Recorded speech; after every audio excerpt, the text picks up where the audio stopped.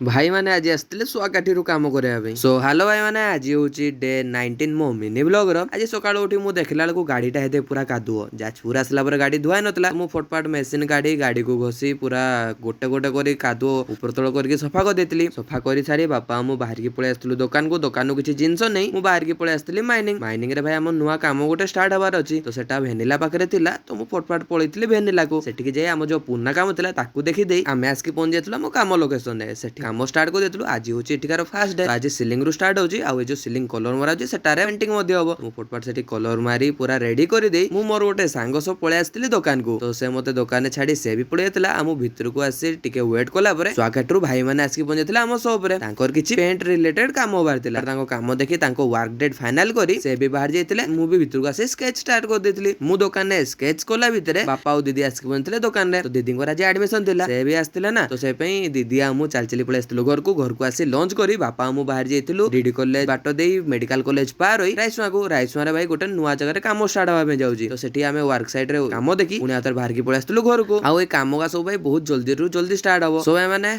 आजिकार blog आपन को केमिति लागला निहाती कमेंट करके जणेबे जय जगन्नाथ।